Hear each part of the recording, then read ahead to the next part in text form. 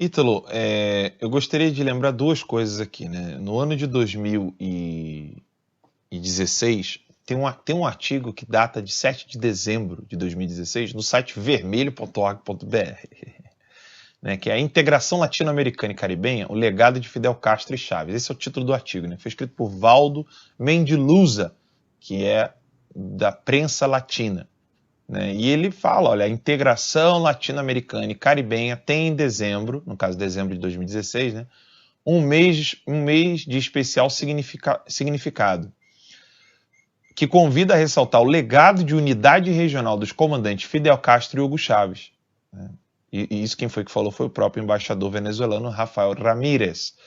As pessoas têm muita dificuldade de entender esses assuntos. Eu quero indicar um livro que está na nossa livraria, que é esse aqui, ó, O Eixo do Mal Latino-Americano e a Nova Ordem Mundial. Nesse livro, na página 276, nesta edição que eu tenho aqui, ele vai explicar como que a estratégia comunista, né, bolchevique, leninista, etc., ela está absolutamente alinhada com Wall Street, usando do capitalismo. Eu quero ler um trecho aqui para vocês, né?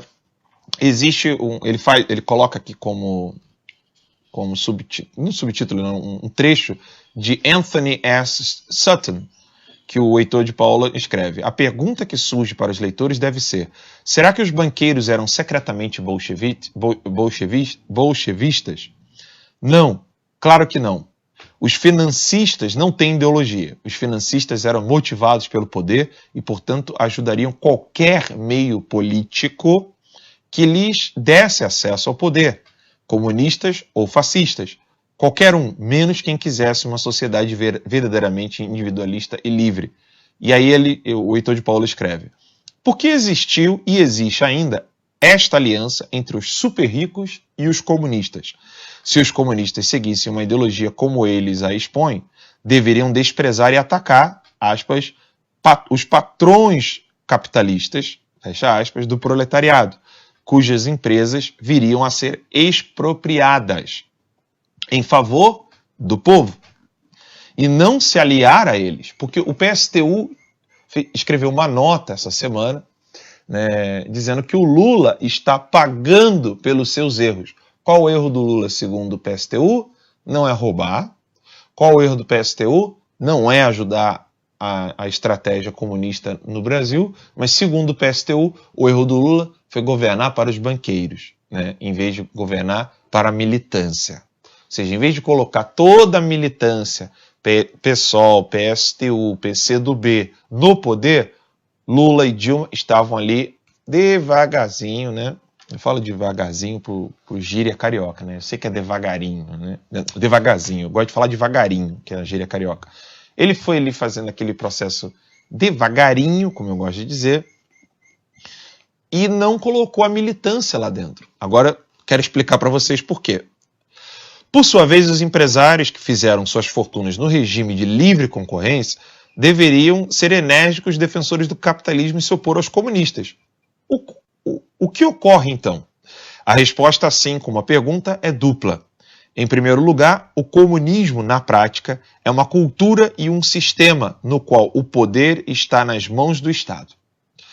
Isto inclui o monopólio do poder econômico, político, controle total das comunicações, da educação, das religiões, da moral. Nada escapa ao poder do Estado, representado pelo governo, e órgãos acessórios, né, como no caso a Anatel, a Ancine, etc.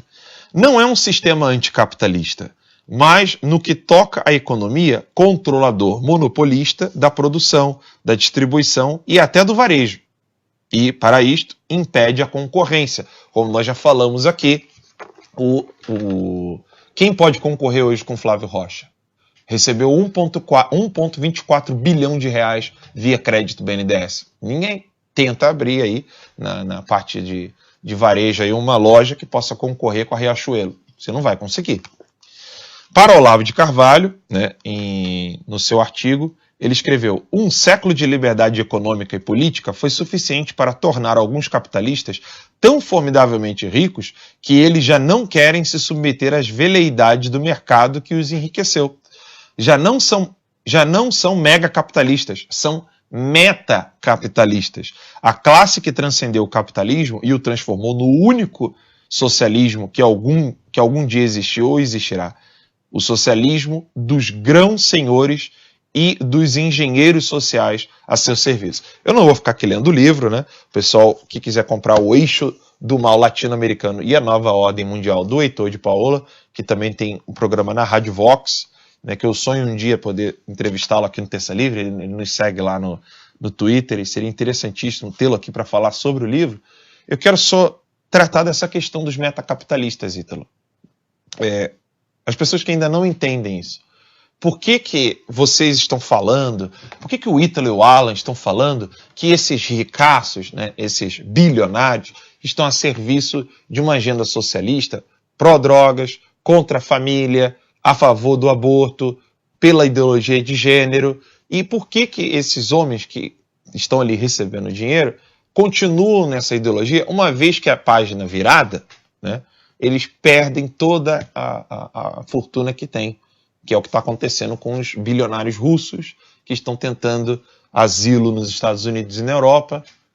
Em alguns casos, se eles também serviram ao serviço secreto russo, um veneninho vai visitá-los e eles podem morrer a qualquer momento. Por que isso ocorre e por que a esquerda não continua naquela agendazinha do século passado? Vamos movimentar a massa contra os ricos, tomar armas, tomar o governo, tomar o poder, matar os ricos, guilhotinar os conservadores, guilhotinar os padres, matar os padres como fizeram na Europa, acabar com os cristãos em geral. Por que eles não fazem mais essa agenda, Ítalo? Bom, primeiro um esclarecimento, né? Os bilionários da Rússia, eles não são tecnicamente metacapitalistas, tá? Por quê? Eles surgiram justamente quando houve aquela abertura de mercado da Rússia, né? A perestroika, e houve um surto de privatizações fraudulento.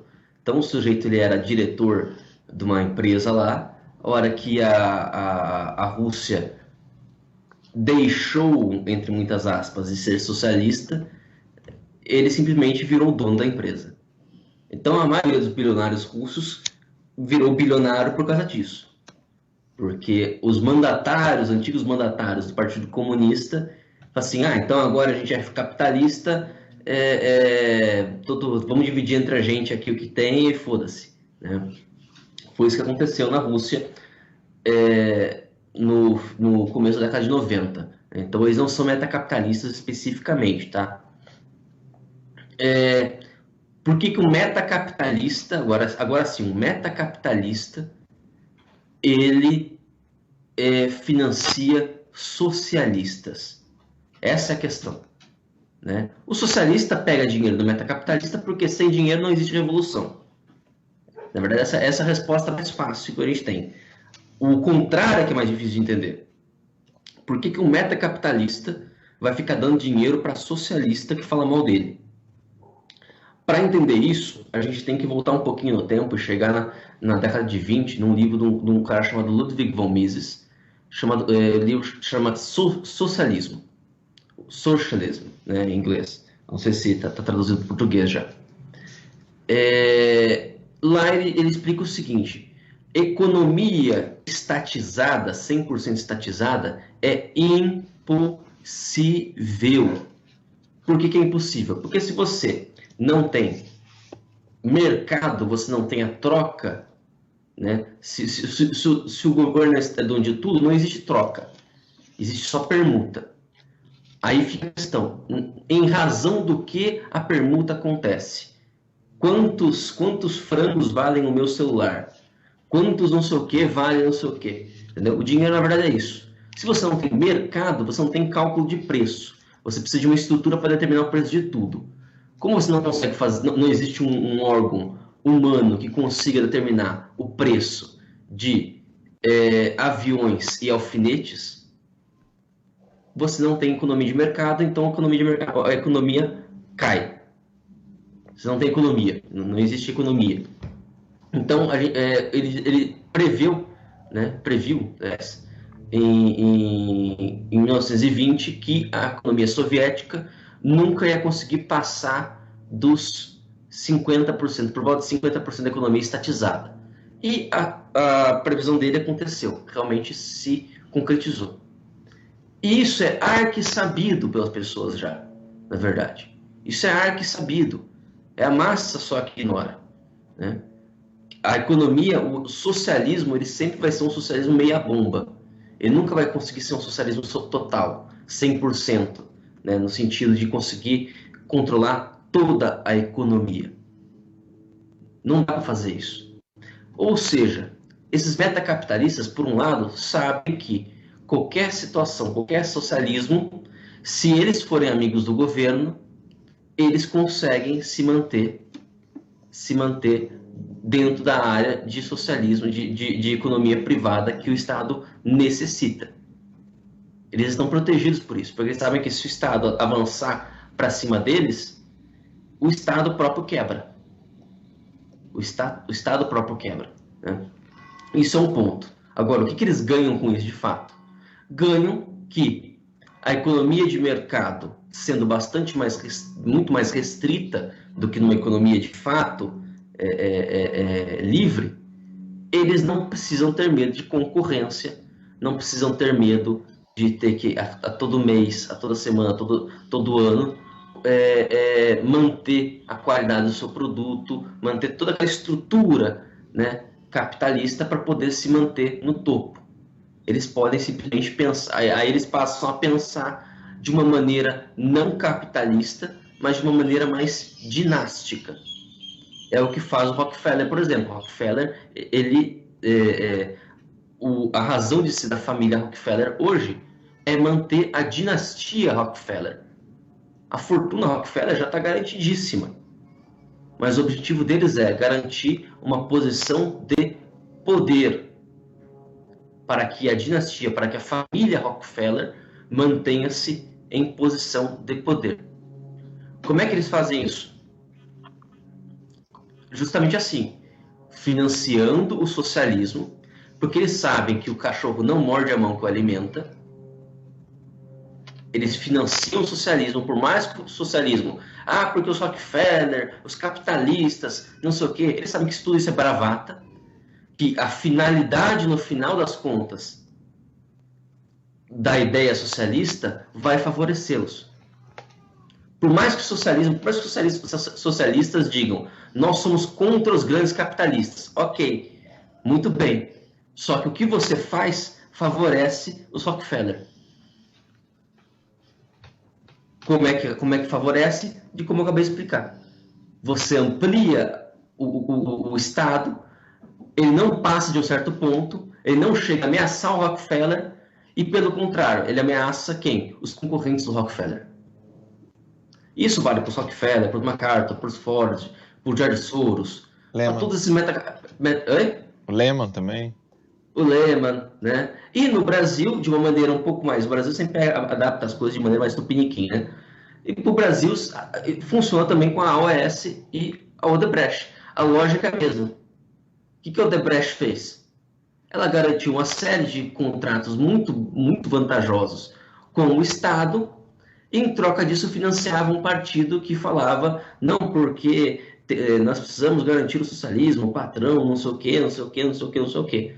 Entendeu? Faz algumas concessõezinhas, fica dando aí benefício para o trabalhador, os sindicatos de vez em quando fazem uma bagunça, eles vão lá, pagam uma merreca para o trabalhador e muito para o líder sindical, leva o líder sindical para o puteiro, etc, etc. Né? E tudo isso fica assim um jogo de cena.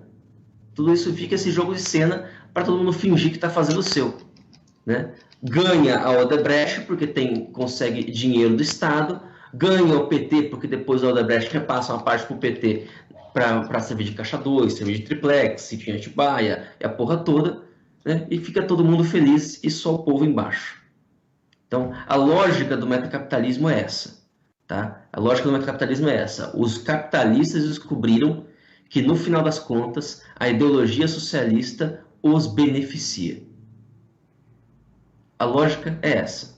No final das contas, o pulo do gato é esse. Os socialistas, os capitalistas descobriram que a lógica socialista no final das contas, os beneficiados.